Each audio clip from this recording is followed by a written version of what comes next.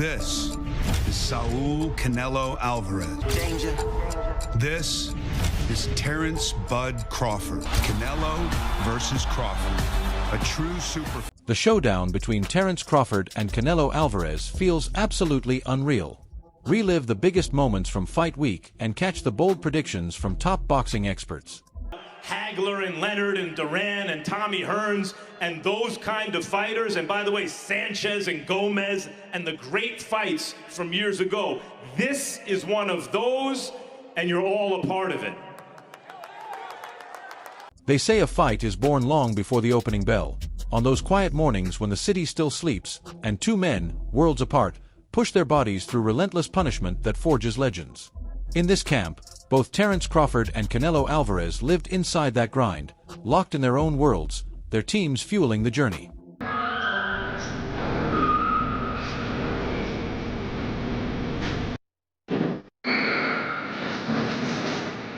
Crawford's camp looked like a masterclass in transformation.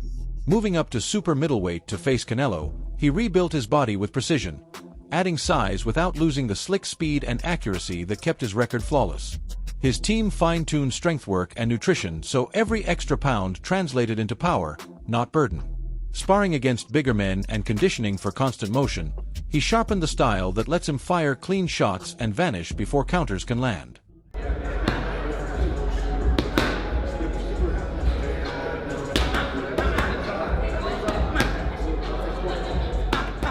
On the other side, Canelo's camp carried the weight of a master at work, intense, but never rushed. He put in the expected grind on pads, mitts, and bag rounds, yet mixed in unorthodox drills that revealed the instincts only a lifetime in the ring could build.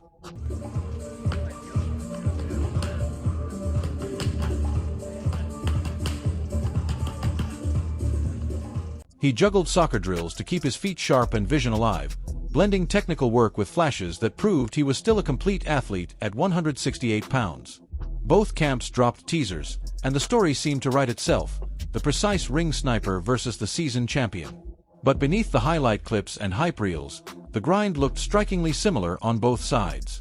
Canelo carried size, championship experience, and the aura of a man tested by every storm. Crawford brought his unbeaten record, razor-sharp ring IQ, and the hunger to chase a dangerous victory that could carve his name among the legends. On fight night, weigh-ins and promo videos would mean nothing. What mattered were the split-second decisions, the gas tank, and the courage to absorb and deliver. In the end, that's where a fight is truly won.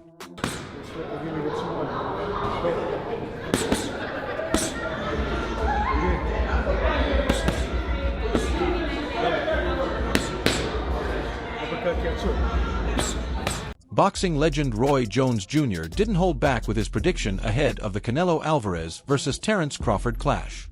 While many focused on the weight gap, with Crawford moving up several divisions, Jones Jr. insisted it wouldn't be the deciding factor. "Terence has been bulking up to the weight just like I did at heavyweight," he explained. "If he can handle super middleweights and light heavyweights in training, he can handle them in the fight. The weight shouldn't be an issue." Speaking with the ring, Jones Jr. went further. If money were on the line, he'd back Crawford. He believed the American had far more ways to win than Canelo.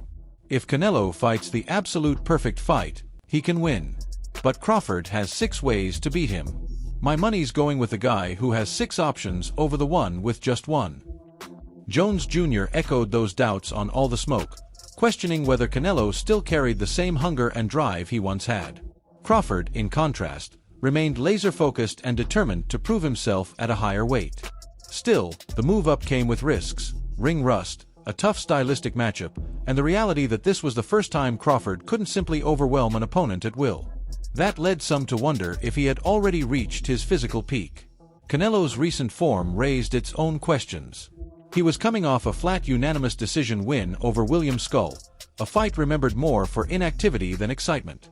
While Skull's constant movement deserves much of the blame, Canelo's struggles to cut off the ring and his dip in output had critics wondering whether age and miles were catching up. Of course, boxing history is filled with fighters who faced these doubts before career-defining nights, only to silence critics and reaffirm their greatness. Former world champion Jeff Horn also weighed in, drawing from experience. He remembered when Crawford claimed his first welterweight title by stopping him in the 9th round back in 2018. Horn predicted that Canelo would likely try to start fast, using his size to bully Crawford early. But he also saw a scenario where Bud weathered the storm, adjusted, and outboxed Canelo down the stretch. It's either an early stoppage for Canelo, or Crawford outsmarts him, tires him out, and finishes him late, just like he did with me, Horn told Fight Hub TV. He pointed out that Crawford's accuracy and timing could wear Canelo down if the fight went deep. Another respected voice, Andre Ward, brought his trademark sharp analysis to the table. Set to work as an analyst for Netflix's broadcast, Ward praised Canelo's ring presence, his ability to look in control even while resting, a psychological weapon that saps opponents. But he also noted that both men were puncher boxers, not boxer punchers. In other words, their goal was to inflict damage, not just outpoint. To win, Ward believed both would need to balance boxing with calculated aggression. Ward later made his prediction clear in an interview with Fight Hype: "I'm going with Terence Crawford. Big weight jump, dangerous fight. But somebody's got to prove to me that they can break Crawford's will. Until then, I'm not betting against him." Not everyone agreed. Ryan Garcia, speaking on Cigar Talk, admitted Crawford would land plenty of punches but doubted they'd have much effect on Canelo. In Garcia's eyes, Bud might touch him, but he wouldn't shake him. Bud's gonna do good. He's gonna do good, but I don't think he's gonna win. But I do see Bud getting a lot of punches off, being able to tag Canelo with some good shots, but they have no effect. That's the thing.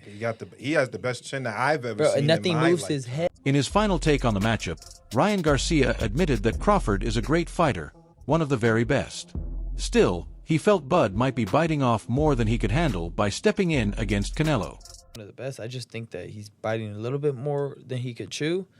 But you never know. If anybody can do it, it could be Crawford. You know, I do see him when he fights. I'm like, damn, how do you beat this guy? He could do it all. He could box. He could bang. Garcia, who once leaned toward Canelo winning, now seems to be shifting his outlook, acknowledging that this fight could be far tougher than he first believed.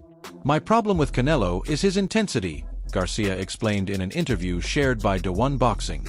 "He doesn't have the same intensity he used to, and I think that's going to be his biggest issue. Can he still counterpunch? Yes. Can he still be slick? Yes. But does he have the energy and intensity he showed when he was younger, or even when he fought Caleb Plant? That's the question." Garcia added that when Bivol forced Canelo to make extra moves and absorb extra shots, the Mexican star's defense broke down, leaving him out of position. For Garcia, the concern isn't Canelo's skill, it's whether he still has that second and third gear to keep pushing when the pressure mounts. That's it for today's video. If you enjoyed the breakdown, make sure to hit the like button, subscribe, and ring the bell so you never miss our latest uploads. What do you think? Let us know in the comments.